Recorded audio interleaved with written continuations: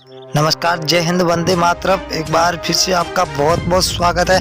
विधानसभा क्षेत्र मध्य प्रदेश, अगर हम बात करें मध्य प्रदेश की 230 सीटों की, तो 230 सीटों पर अब की बार त्रिकोणीय मुकाबला देखने को मिल सकता है। तो वही त्रिकोणीय मुकाबले के अंदर है अब की बार किसकी बनती हुई नजर आ रही है सरकार। अगर पहले की बात करें तो 2018 के अंदर विधानसभा के चुनाव हुए थे, तब कांग्रेस और बीजेपी को कड़ी टक्कर देखने को मिल सकती थी।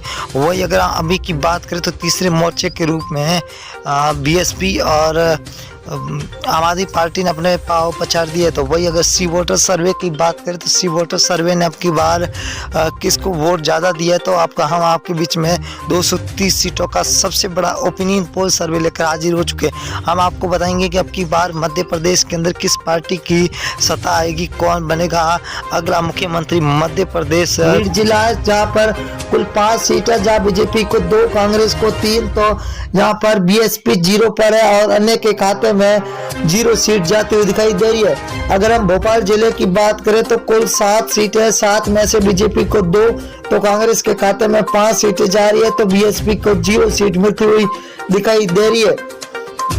धार जिला की बात करें तो धार जिले के अंदर कुल 7 सीटें, 7 में से बीजेपी को 4, कांग्रेस को 3 और बीएसपी को यहाँ पर 0 सीट मिलती हुई दिखाई दे रही है। सताना जिले की बात करें तो कुल 7 सीटें, 7 में से बीजेपी को 3, कांग्रेस को 4 सीट और बीएसपी को 0 सीट मिलती हुई दिखाई दे रही है। अगर हम सीधी जिला की बात करें तो कुल 4 सीटें, 4 में से बीजेपी को 1 सीट मिल रही है। वही कांग्रेस के खाते में 3 सीटें जा रही है, तो बीएसपी को यहाँ पर 0 सीट मिलती हुई दिखाई दे रही है। अगला जिला है सिवनी जिला, जहाँ पर कुल 4 सीटें, बीजेपी को 2, कांग्रेस के खाते में 2, तो यहाँ पर बीएसपी को 0 सीट मिलती हुई दिखाई दे रही है।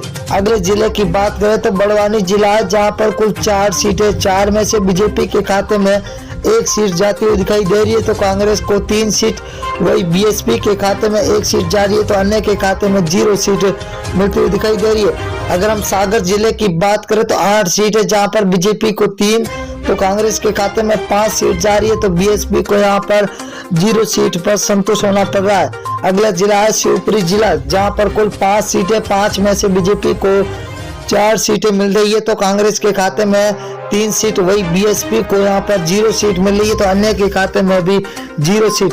बैतूल जिला है, बैतूल जिले के अंदर कुल 5 सीटें, 5 में से बीजेपी को 2 और कांग्रेस के खाते में 3 सीटें जा रही है, तो यहाँ पर बीएसपी को यहाँ पर 0 सीट मिलती हुई दिखाई दे रही है। विदिशा जिला है, विदिशा जिला के अंदर कुल 5 विधानसभा सीट है, जहाँ बीजेपी को 4, तो यहाँ पर कांग्रेस को 1 सीट मिल रही है, तो बीएसपी के खाते में 0 सीट जाती हुई दिखाई दे रही है। अगर हम राजगढ़ जिला की बात करें तो कुल 5 विधानसभा सीट है, बीजेपी को 2, कांग्रेस के खाते में 3, तो बीएसपी को यहाँ पर 0 सीट मिल रही है, तो अन्य के खाते में 0 सीट। अगर हम ग्वालियर जिला की बात करें तो यहाँ पर कुल 6 विधानसभा, जहाँ बीजेपी को 2, तो कांग्रेस के खाते में 0 सीट जा रही है, तो यहाँ पर बीएसपी का खाता खुलता हुआ 1 सीट मिलती हुई दिखाई दे रही है। अगर हम देवारा जिला की बात करें तो देवारा के अंदर कुल 5 विधानसभा, जहाँ बीजेपी को 1, कांग्रेस को 4, तो बीएसपी के खाते में 0 सीट मिलती हुई दिखाई दे रही है, तो अन्य को यहाँ पर 0 मिलती हुई दिखाई दे रही है। उज्जैन जिला है, उज्जैन के अंदर कुल विधानसभा 7 सीटें, जहाँ बीजेपी को 5, कांग्रेस को 2, तो बीएसपी के खाते में 0, तो अन्य के खाते में भी 0 सीट जाती हुई दिखाई दे रही है। अगर हम जबलपुर जिले की बात करें तो 8 विधानसभा सीटें है, जहाँ बीजेपी को 3, कांग्रेस को 5, तो बीएसपी के खाते में 0 सीट मिल रही है, तो अन्य को भी यहाँ पर 0 सीट मिल रही है। अगर हम कटनी जिला की बात करें तो कटनी जिले के अंदर 4 विधानसभा, यहाँ पर बीजेपी और कांग्रेस को 2-2 सीटें मिलती हुई दिखाई दे रही है, तो बीएसपी और अन्य के खाते में 0 सीट मिलती हुई दिखाई दे रही है। इंदौर जिला की बात करें तो इंदौर जिले के अंदर कुल 9 विधानसभा, जहाँ बीजेपी को 3, कांग्रेस को 6, तो बीएसपी के खाते में 0 सीट जाती हुई दिखाई दे रही है।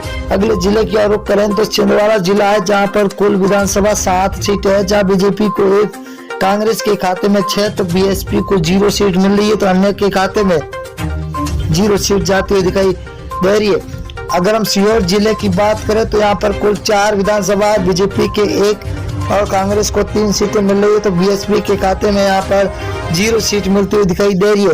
अगला जिला है बालाघाट जिला, जहाँ पर कुल 6 विधानसभा है, जहाँ बीजेपी को 2, कांग्रेस के खाते में 4 सीटें जा रही है, तो बीएसपी को यहाँ पर 0 सीट मिलती हुई दिखाई दे रही है। अगला जिला है मुरैया, मुरैना जिला के अंदर कुल 6 विधानसभा, 6 में से बीजेपी के खाते में 2 जा रही है, तो वही कांग्रेस के खाते में 4 सीटें जा रही है। तो बीएसपी को तगड़ा झटका लगता हुआ दिखाई दे रहा है। अगर हम बात करें अगले जिले की और दोस्तों, तो बहुत ही बड़ा जिला आ चुका है, सततपुर है। सततपुर के अंदर 6 विधानसभा है, बीजेपी को 2, कांग्रेस को 4, तो बीएसपी को 0 सीट। रायसेन जिला है जहां पर कुल 4 विधानसभा है, बीजेपी को 1, कांग्रेस को 3, तो बीएसपी यहां पर 1 पर है। तो अन्य के खाते में